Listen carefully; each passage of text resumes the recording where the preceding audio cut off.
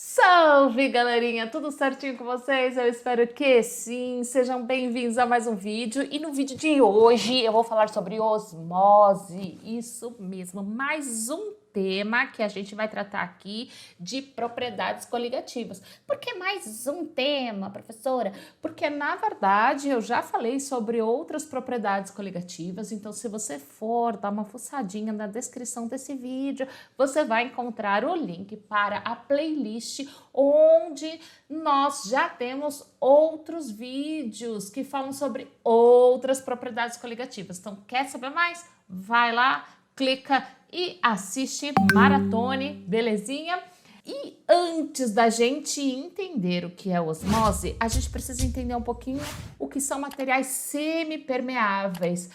Os materiais semipermeáveis, gente, em contato com uma solução, eles permitem a passagem de algumas moléculas, normalmente aquelas moléculas menorzinhas. Então, se você coloca em contato com uma solução, normalmente o solvente é a água em muitos casos. Então, este material semipermeável, ele permite a passagem da água, que é o solvente, até porque a água é uma molécula pequenininha e normalmente eles barram a molécula maior, que normalmente é o soluto.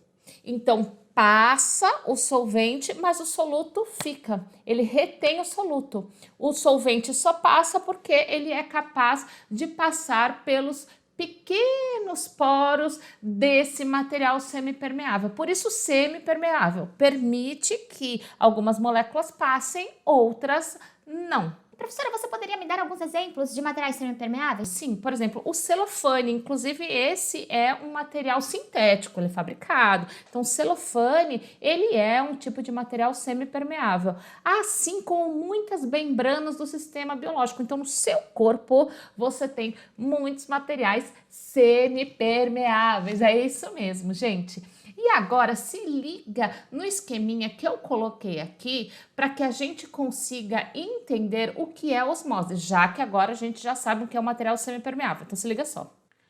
Bom, gente, e a osmose, ela é o movimento do solvente de uma solução de baixa concentração de soluto para uma solução de alta concentração de soluto. Veja, é o movimento do solvente. Professora, eu não entendi nada. Tudo bem, não tem problema. Veja esse esqueminha que eu coloquei para vocês. Olha só, se eu tenho uma concentração baixa de soluto, significa que eu tenho uma solução mais diluída.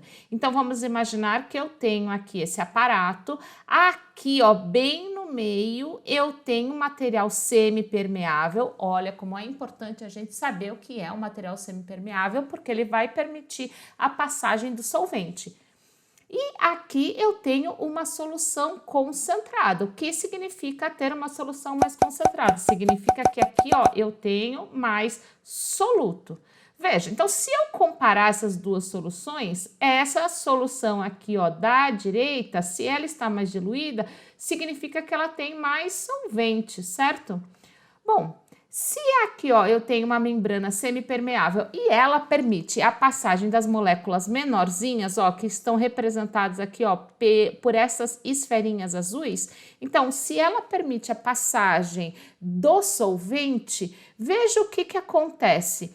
A tendência é que o solvente vá da solução mais diluída, ou seja, daquela que tem menos soluto, para a solução que contém mais soluto. É como se ela fosse igualar as concentrações. Mas o que acontece? Veja, aqui, à medida que esse solvente ele começa a se mover através dessa membrana, os níveis dos fluidos aqui, ó, nesses canais aqui, ou nesses braços, vamos dizer assim, eles se tornam irregulares. Veja que aqui, ó, do lado esquerdo, que era a solução mais concentrada, ela ficou aqui, ó, com um volume maior do que ficou aqui a solução da direita. E aí, o que significa isso aqui? Ó? Isso aqui, ó, está representado pelo π. O que é esse π? Na verdade, esse π, ela é a pressão osmótica. Então, essa pressão osmótica é que vai interromper a osmose, ou seja, vai interromper esse movimento do solvente de um lado para outro. Vamos entender melhor isso daí. Bom, e a pressão osmótica, que é esse π aqui, né, que eu já mostrei para vocês o que significa, ela que vai parar a osmose, ela obedece uma lei aqui, olha, que vocês lembram, isso aqui lembra alguma coisa, né? Lembra do nosso PV igual a nRT?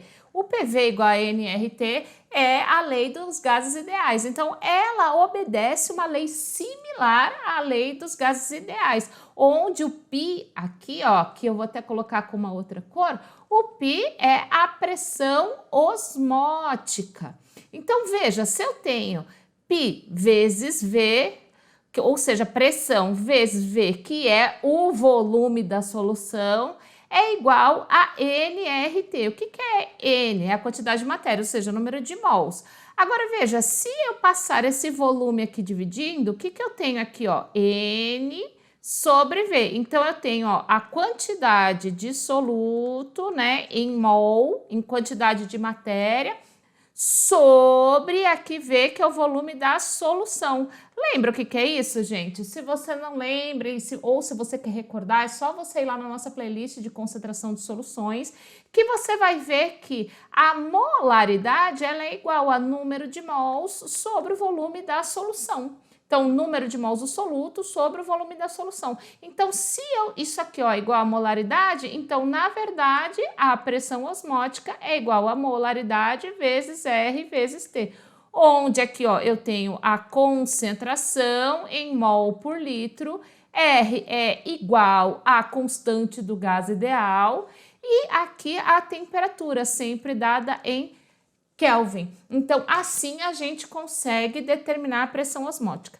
Veja, se duas soluções de pressões osmóticas idênticas são separadas por uma membrana semipermeável, então vamos imaginar que eu tenho duas soluções que são separadas por essa membrana semipermeável e as duas possuem a mesma pressão osmótica. Se ela possui a mesma pressão osmótica, elas são chamadas de soluções isotônicas. Por quê? Porque possuem a mesma pressão osmótica.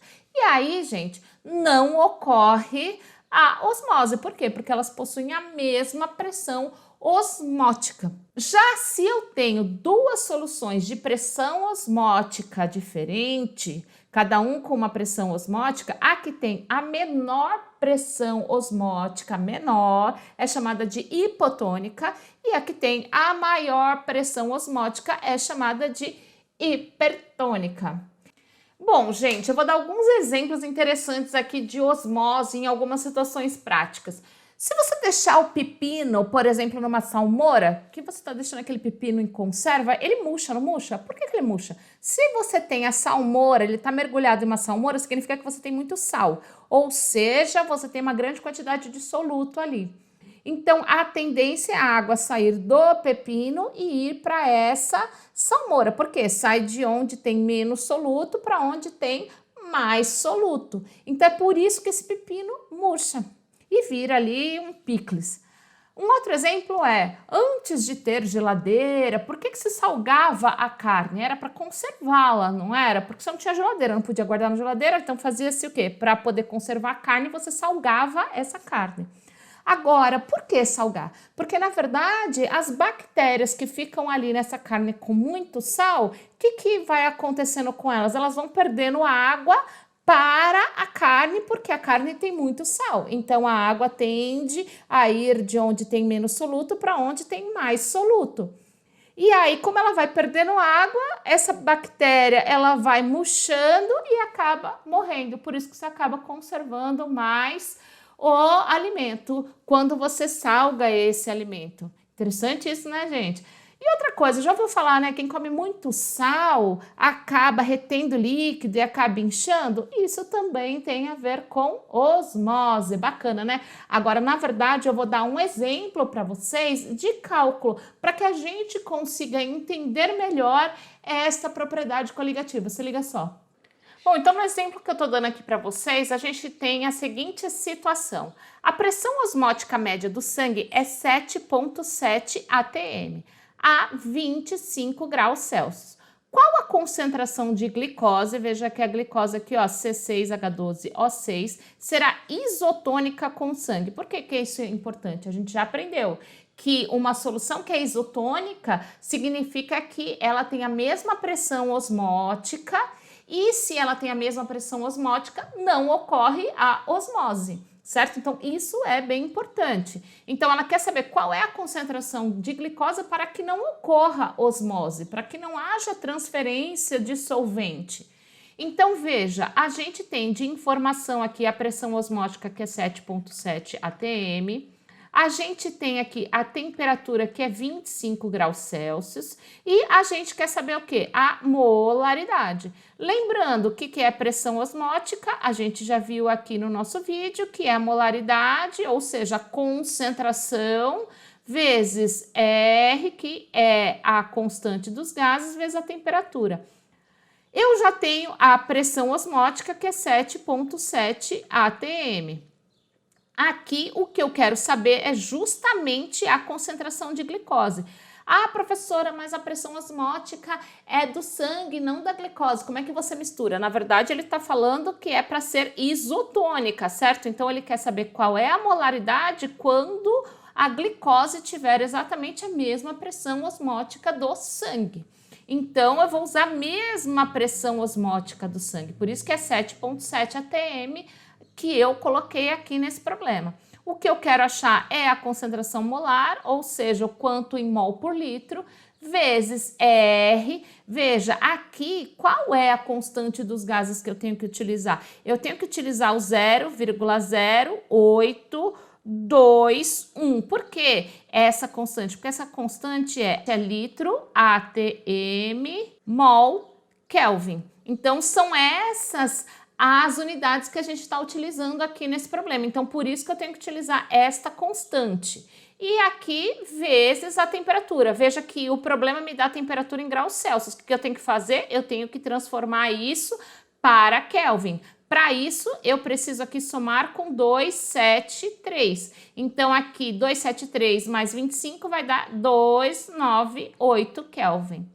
Bom, cortando tudo isso daqui, na verdade, eu vou ter aqui, quando eu transformo tudo isso daqui, eu vou ter a resposta em mol por litro. Então, a molaridade aqui, se eu fizer essa continha, eu vou chegar aqui em uma concentração de 0,31 mol por litro. Então, esta é a concentração de glicose para que ela tenha a mesma pressão osmótica do sangue. Assim, não ocorrerá o processo de osmose.